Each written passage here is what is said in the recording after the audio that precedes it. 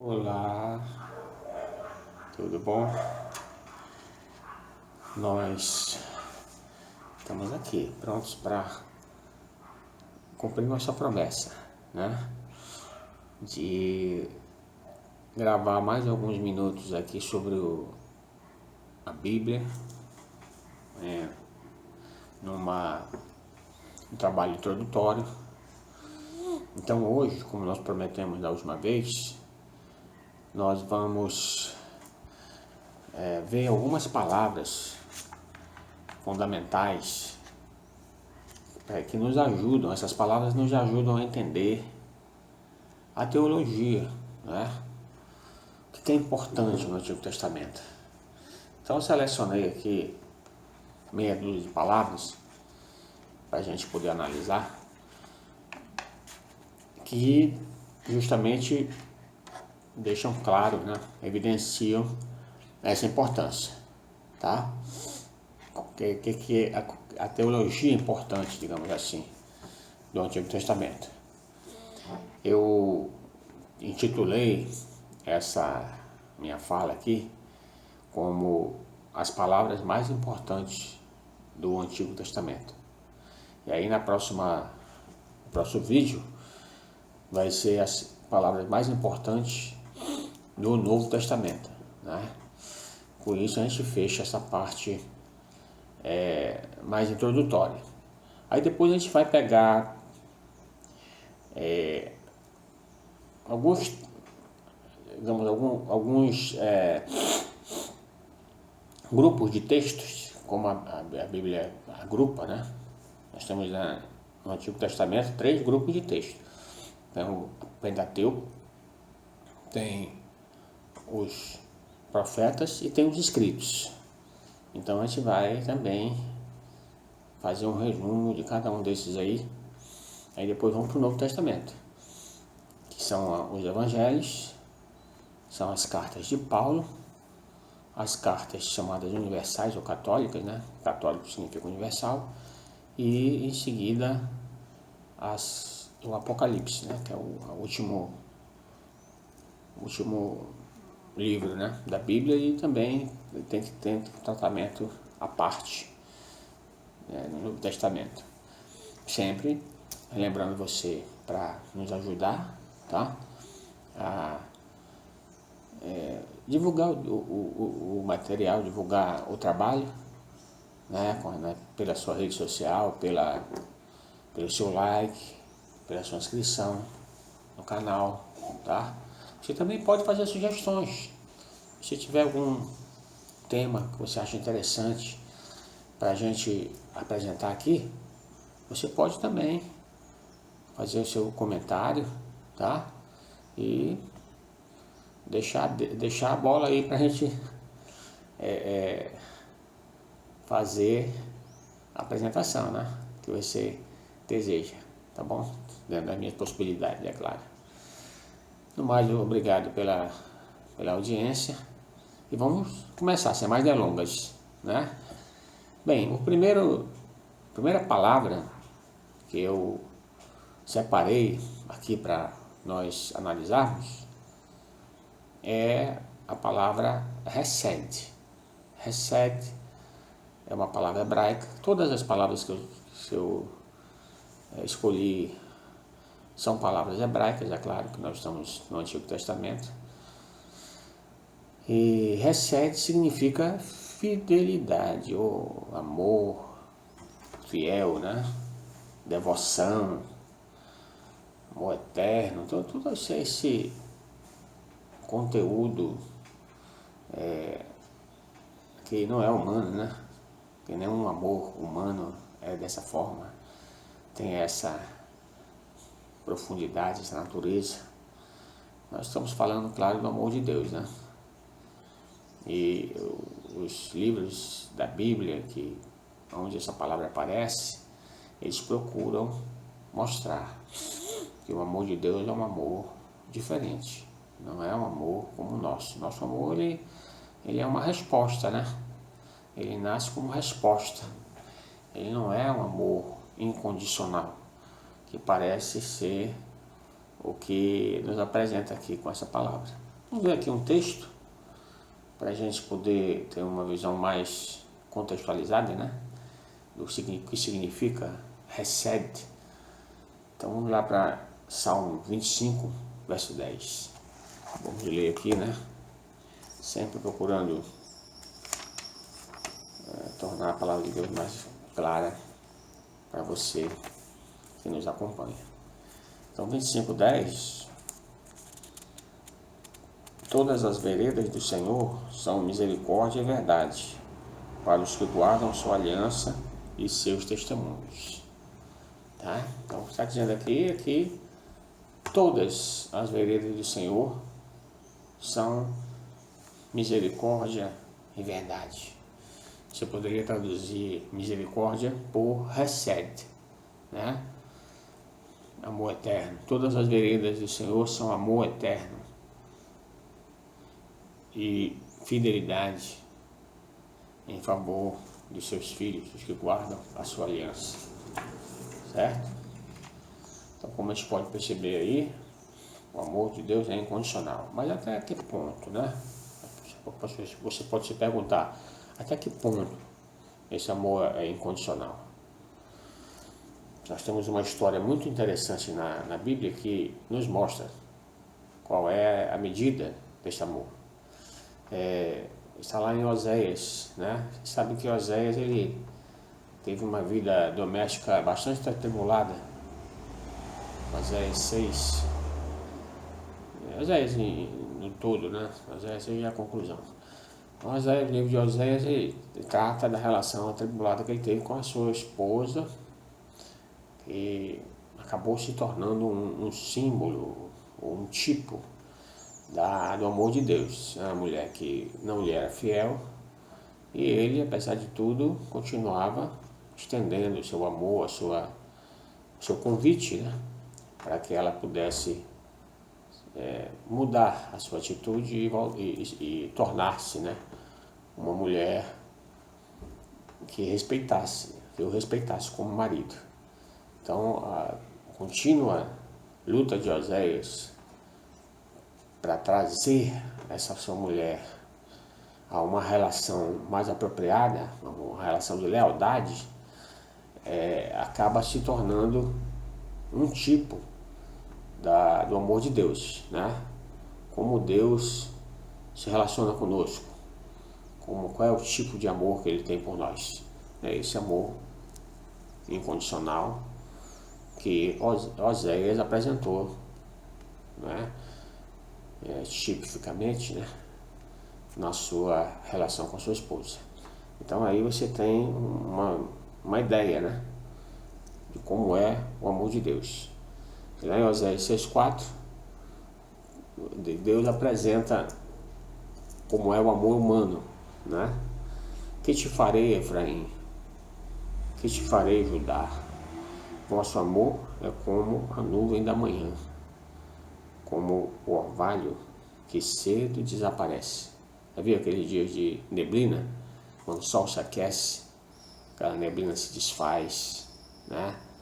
Então ela não tem sustentação, não tem um fundamento, mas o amor de Deus nunca falha. Então essa aí é a primeira palavra, tá? Hesed. A segunda palavra não é uma palavra só, mas tem a mesma raiz, né? Emet, Emuná e Amém. Todas essas palavras, elas retratam a ideia de fidelidade, tá? Então, fidelidade, fidedignidade e mesmo verdade. São as três palavras que estão envolvidas aí no significado dessas três palavras que nós mencionamos. A gente está acostumado na oração, né?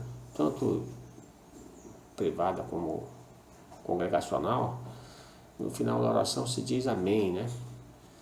E aí as pessoas acham que aquilo ali é uma confirmação, um assentimento intelectual de que tudo que foi falado é por mim, aceito por mim, tido como verdadeiro, né? Amém significa verdade. Mas não é bem assim, tá? Como eu falei para vocês, a palavra emet, ela tem uma relação com uma ação, não com uma operação cognitiva, é uma ação. Então, quando você diz amém, no final de uma oração, você está como se colocando a sua assinatura num documento. Você está querendo dizer que você vai transformar aquilo ali em algo concreto, num efeito na sua vida. Então isso quer dizer amém. Por quê? Porque não se trata de crença, né? A gente está acostumado a pensar em fé como crença. Esse conceito de fé não é um conceito hebraico, semítico, é um conceito mais grego. Os gregos davam mais importância para a questão intelectual e os hebreus davam mais importância para a questão prática, né? Então, fé não é crença, não é sentimento, tá? Fé é uma ação que é coerente com a declaração, né? Quando dizemos amém, nós estamos confessando que vamos colocar aquilo ali em prática, né? Na vida da gente. O melhor exemplo para definir o que é fé, a gente está muito acostumado com aquele texto de Hebreus, né? Hebreus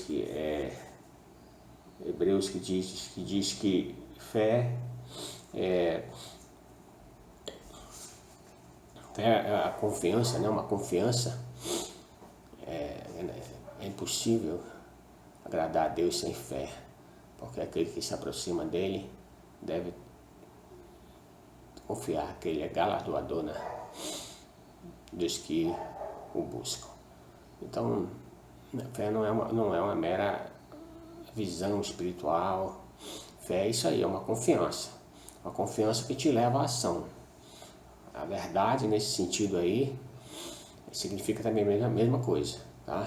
Então, o melhor exemplo que a gente podia dar para isso aí é até uma ilustração que a gente ouve, né, nos sermões por aí, de um cidadão trapezista muito famoso que estava fazendo uma travessia entre dois grandes prédios de Nova York, e foi um espetáculo, né, porque a altura é impressionante.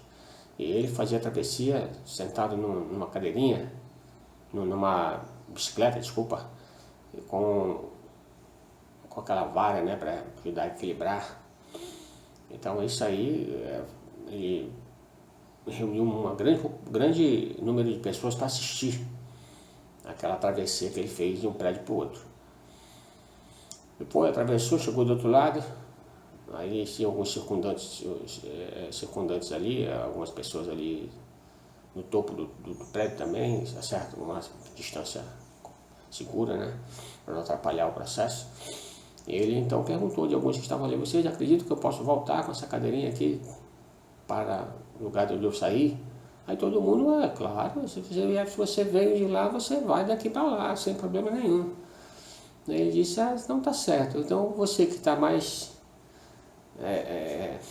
entusiasmado aí, eu quero te convidar para sentar aqui na cadeirinha e voltar comigo na direção oposta aqui. Vocês acham que aquele camarada aceitou o convite? Não, né? Não aceitou e demonstrou que ele achava que o indivíduo ia retornar, mas não era nada mais do que um ressentimento intelectual. Então esse tipo de crença, de fé, que não merece esse nome, não é aquele que está contido nessa palavra aí, tá? Na fé que está contida aí, o indivíduo ia sentar lá na cadeirinha e ia voltar com o trapezista, porque isso é a fé da qual a Bíblia fala, tá certo? Então essa aí é a nossa segunda palavra. A terceira palavra é uma palavra muito também conhecida, muito apreciada, né? chama-se Kadosh. Kadosh significa santidade, tá? E nós vamos ver a descrição dessa palavra lá no livro de Isaías, capítulo 6, tá? Então vamos procurar aqui, Isaías capítulo 6, onde nós vamos encontrar aqui a inauguração, né, do ministério de Isaías. Então aqui no capítulo 6,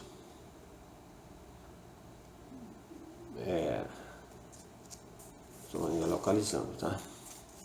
Tem um pouquinho de paciência agora. Então aqui no capítulo 6 nós vamos achar que Isaías tendo sua primeira visão com o chamado.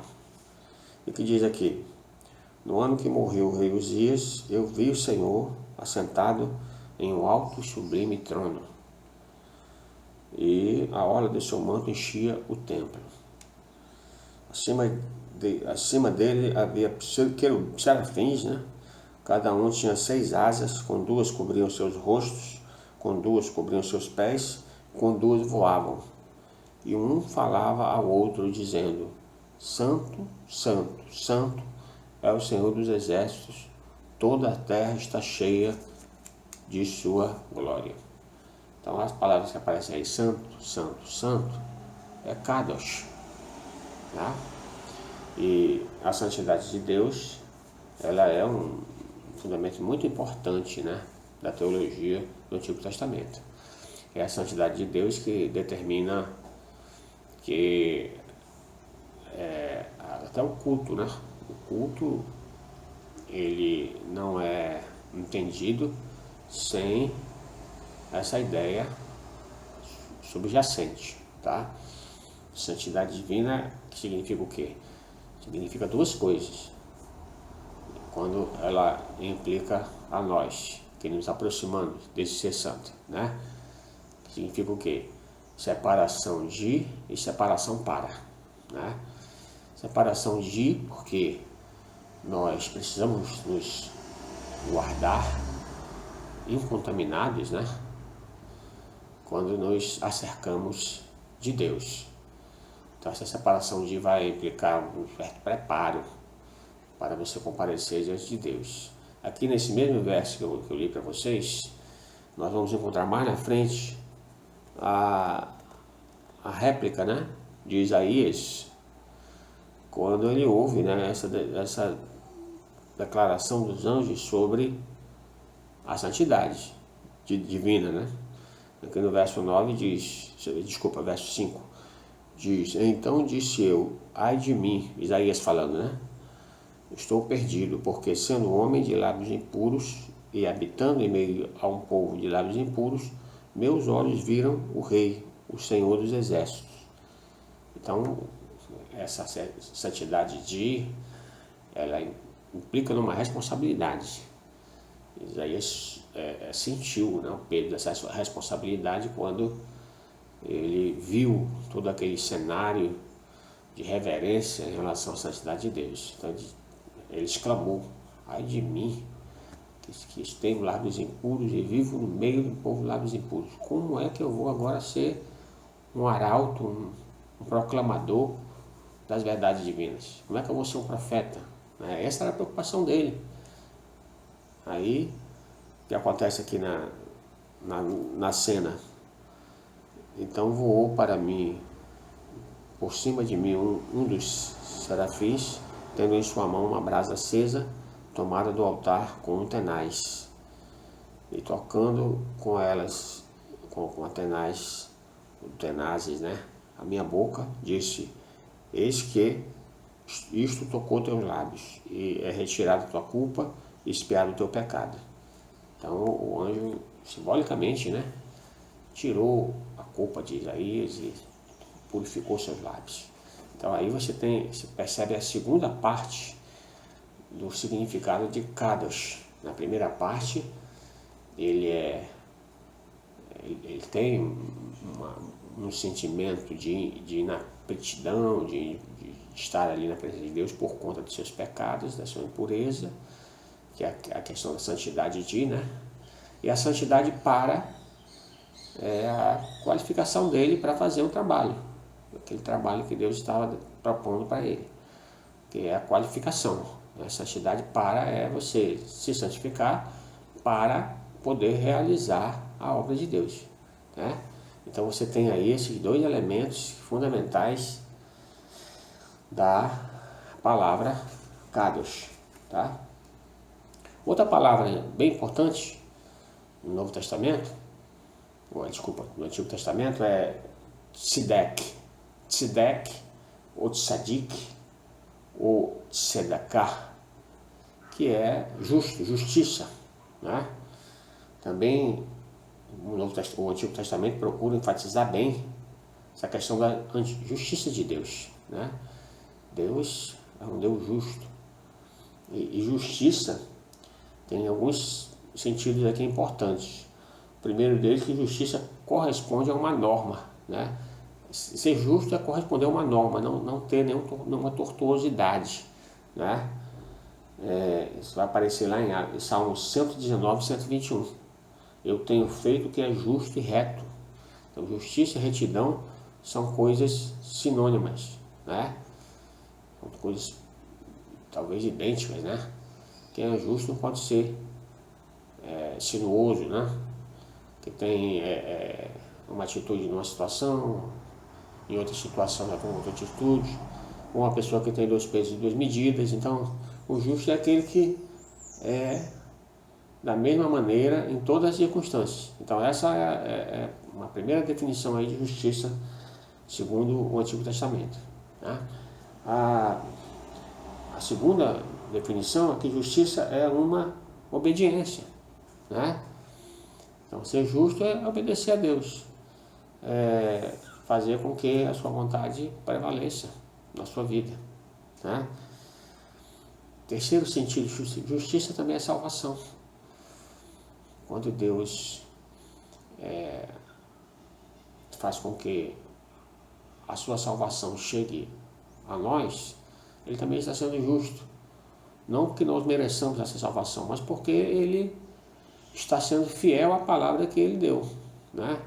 Deus, nós vamos ver um pouquinho mais na frente que Deus fez um concerto, declarou, né, um desejo, uma vontade em relação aos seus filhos, e quando Ele cumpre essa vontade, Ele está sendo fiel a si mesmo.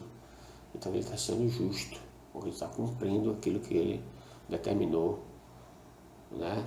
Então isso também é justiça. E justiça também é justificação, né?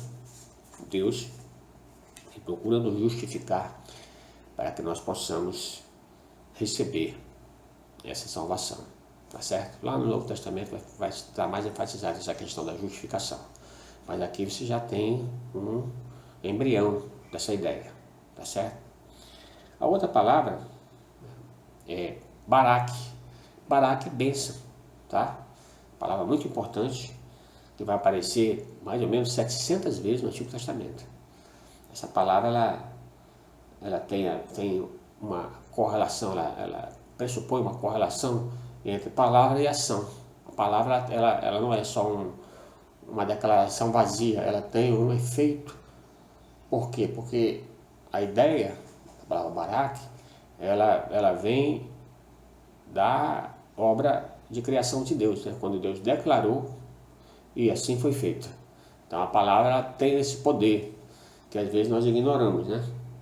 A palavra, a bênção, ela tem um poder dinâmico, ela se propaga, ela não pode ser revogada.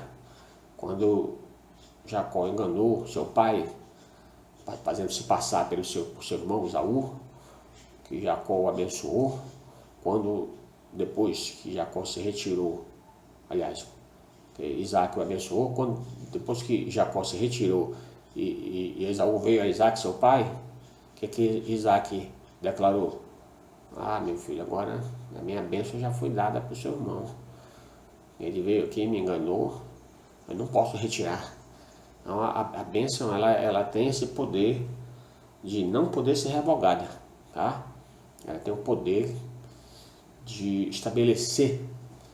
Por isso que quando os patriarcas se despediam dos seus filhos, ele os chamava e ali ele dava uma bênção, que é como se fosse não uma expectativa, mas uma declaração, né, de fé sobre o futuro deles. Isso é tão importante isso. Então a bênção, ela é uma força vital. Ela não pode ser detida. Ela é transmissível, né? A bênção pode se tornar uma cadeia de efeitos benéficos ou maléficos, né? A bênção pode também ser uma maldição. Então nós temos que ter muito cuidado com o que nós falamos com nossos filhos, com as pessoas que estão sobre nossa responsabilidade, porque nós podemos estar fazendo ali fazendo uma transmissão de algo que pode ser revogado, sim, mas é muito complicado, né? Porque aquilo ali tem um efeito psicológico, um efeito também na vida da pessoa, que você pensar que todas as palavras têm consequências, né? Elas não ficam sem consequência, tá bom? Então uma demonstração bem clara disso aí é o que nós vemos aí em relação ao que Deus declarou. Números 14, 18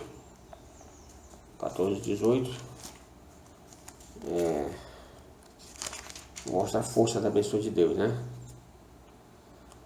O Senhor é tardio em graça, grande em misericórdia, que perdoa a maldade e a transgressão, e não terá por inocente o culpado, que visita a iniquidade dos pais sobre os filhos até a terceira e quarta gerações. Aí você pensa, poxa, mas como é isso? Agora meus filhos vão sofrer as consequências das minhas ações? Até certo sentido isso acontece. O bom da história é o outro verso, que vai mostrar como o poder da bênção divina é muito maior do que o resultado de nossas maldades e nossas iniquidades. Deuteronômio 7:9. Deuteronômio 7:9. Nós vamos ver aqui. Muito bonito, né, esse verso. Sabe, pois, que o Senhor teu Deus é Deus verdadeiro, Deus fiel, que guarda a sua aliança e misericórdia aos que o amam e guardam os seus mandamentos até 1000 gerações. Bem, então chegamos à nossa última parte, última palavra, que é uma palavra fundamental, né, do Antigo Testamento e do livro da Bíblia toda, né? É a palavra berit, significa concerto, pacto. Você pensar bem, essa palavra é tão importante que ela define a Bíblia toda, porque é o Antigo Pacto e o Novo Pacto, o Antigo Concerto e o Novo Concerto, o Antigo Testamento e o Novo Testamento, né? Então essa palavra ela é fundamental, teologicamente falando, talvez é a mais fundamental de todas, né? O que ela significa? Significa que Deus estabelece um pacto com o seu povo, tá? A melhor comparação seria um rei que chama o seu vassalo, né? E estabelece com ele um pacto gracioso, né? Porque o rei não precisa estabelecer aquele pacto, é um pacto gracioso. Deus nesse sentido, seria o nosso suzerano, né? O nosso Senhor, que vem a nós e faz uma promessa, e estabelece uma convivência, uma aproximação, porque berit, a raiz dessa palavra é justamente comer com, né? Comunhão. Então essa é a grande promessa que Deus faz, né? Deus condescendendo, né, com a nossa humanidade, ele se inclina a nós, ele vem a nós, ele toma a iniciativa de estabelecer um acordo conosco, certo? Então, essa constituição, esse acordo, ele vai acontecer em alguns momentos na história da salvação, né? Por exemplo, o primeiro grande acordo que Deus estabeleceu foi com Noé, né? Primeira grande aliança. Está lá em Gênesis 9:11. Vou ver aqui se eu localizo. Às vezes a gente registra errado, né? Eu aqui registrei só os versos, mas eu vou... Pronto, é o capítulo 9, tá? Verso 9-11. Então diz aqui: eis que estabeleço o meu pacto convosco, com vossos descendentes depois de vós, com todos os viventes que está convosco, aves, animais, todo o gado da terra que está convosco, todos os que saíram da arca, até e todo animal da terra. Estabelecerei meu pacto convosco e não mais vos exterminarei com as águas do dilúvio. Então Deus aqui faz uma promessa: olha, eu não vou mais fazer cair sobre a terra um dilúvio. Esse foi o pacto que Deus fez, uma promessa que Deus estabeleceu, tá certo? Então quando aqueles seres humanos ali tentam construir aquela torre, aquilo ali é uma quebra do pacto, né? Significa que aquelas pessoas, elas não acreditam na palavra de Deus, ou seja, não dão valor para a promessa que Deus fez. Foi por isso que Deus agiu de forma tão rigorosa, né? Vigorosa com relação a eles, porque eles realmente ofenderam, né? a Deus, não dando importância à sua palavra. O outro pacto nós encontramos, está lá em Gênesis 17, tá? É o pacto que Deus fez com Abraão, né? Gênesis 17, 2-4. Porém meu pacto entre mim e te multiplicarei sobremaneira. E 4. Eis que meu pacto é contigo, serás pai de multidões de nações. Então, o pacto que Abraão fez, logo em seguida foi instituída a circuncisão, né? Que é um sinal do pacto, né? Sinal que todas aquelas pessoas que estavam ali fazendo parte da família de Abraão estavam pactuadas com Deus.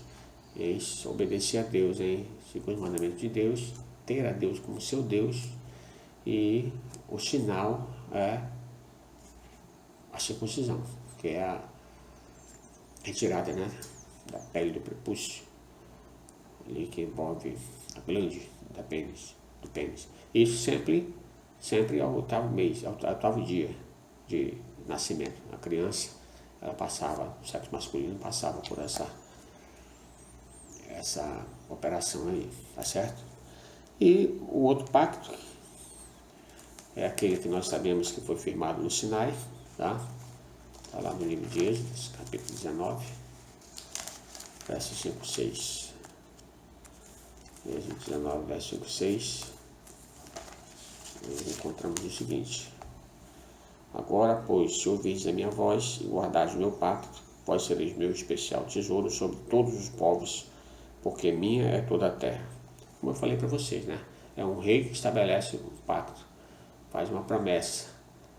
Ele se aproxima daqueles que estão sob o seu poder, sob a sua autoridade, e estabelece graciosamente um pacto, uma relação de confiança. Então aqui no Sinai foi estabelecida essa relação, Deus deu os seus mandamentos, deu as suas orientações, e o povo se comprometeu em obedecer. E Deus então prometeu a eles proteção, prometeu a eles chuva no tempo certo, prometeu a eles bênçãos, prometeu a eles, enfim, a subsistência, prometeu a eles a proteção que em povo como aquele, pequeno, sem muitas valores, né, do ponto de vista material, não teria outra forma daquele povo sobreviver se não fosse por esse pacto, esse concerto que Deus fez com eles, tá certo? E a relação é de confiança, como eu falei para vocês, né? Não tem como você se relacionar dentro do pacto senão pela confiança, exercendo fé, tá? E o último pacto, ele vai aparecer profetizado em Jeremias 31, de 31 a 34, né? Jeremias, ele vai se referir a esse pacto de uma forma profética. Vamos ver aqui o que diz, 31, de 31 a 34.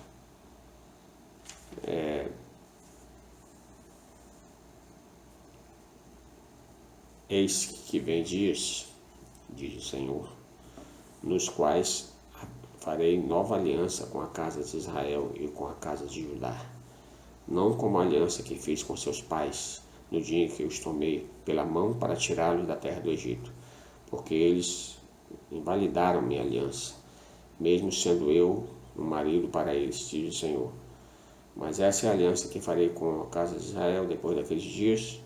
Colocarei em sua mente a minha lei e escreverei em seu coração.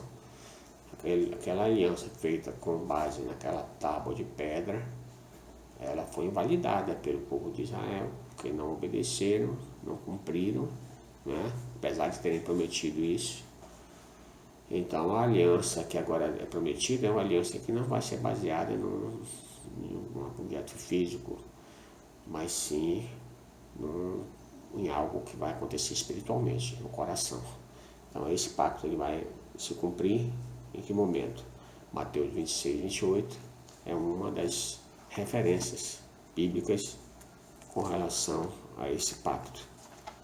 Mateus 26, 28, que é o último texto que nós vamos usar aqui. Diz aqui, porque este é o meu sangue, o sangue da nova aliança, que será derramado por muitos para a remissão dos pecados. Então, como eu falei para vocês, o pacto sempre é uma comunhão, é um chamado à comunhão que Deus faz. Aqui, no momento que Deus está realizando a ceia com seus discípulos, Ele também estabelece um novo pacto, não agora com um povo específico, mas com a humanidade como um todo. Todos os que, ouvindo a palavra do Evangelho e crendo nele e aceitando esse novo pacto que é firmado por Jesus através do seu sangue, então esse aí está pactuado com Deus, esse aí está com as suas leis escritas no seu coração, tá? Então isso aí são as palavras-chave da teologia do Antigo Testamento. Tem outras palavras, claro, mas não tem como a gente estar falando tudo aqui de uma vez, né? Então essas aí são as palavras que eu mencionei para vocês. E o grande fiador deste pacto, quem é? É o Espírito Santo.